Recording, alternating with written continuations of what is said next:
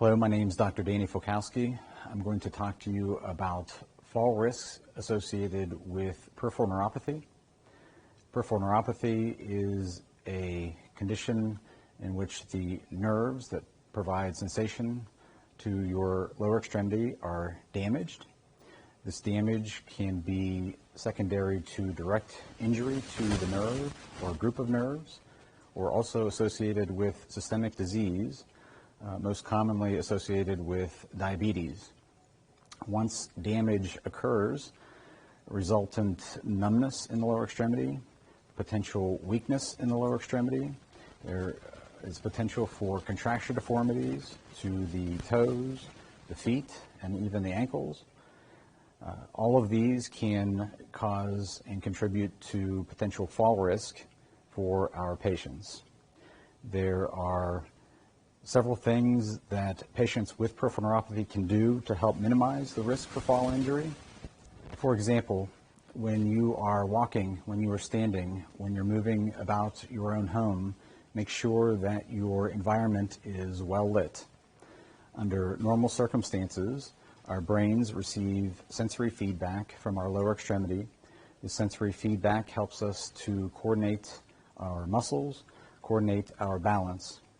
Patients with peripheral neuropathy have lost the nerve feedback to the brain and rely more heavily on sensory feedback from our eyes, from our vision. It's our vision in these patients that helps us to maintain our balance, helps us to adapt to uneven and changing terrain. So make sure that the lights are on, make sure that your path is always well lit. Patients with peripheral neuropathy, diabetics in general, should get into the habit of frequently stretching the muscle groups in their lower extremity, keeping joints mobile, keeping muscle tendons loose, countering the effects of weaker muscle groups in the lower extremity. Very important to allow our joints, our feet, to adapt to uneven terrain, uneven surfaces. This will help you to maintain your balance and steady your gait. In some instances, contracture deformities in the foot and the ankle become more fixed, more rigid. Weakness becomes more pronounced. In these instances, these deformities may require accommodation with special shoes, diabetic shoes, custom shoes, accommodative insoles, custom braces. Sometimes surgery is even warranted to address these contracture deformities.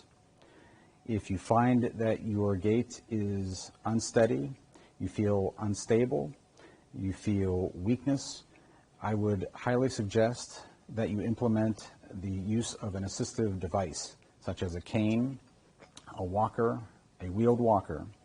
Keep these devices handy at your home.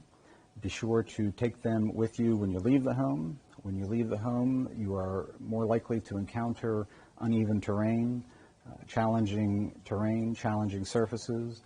Also increase risk that your muscles become fatigued and you will rely more heavily on your assistive device. I hope that these tips are helpful to you, and stay safe.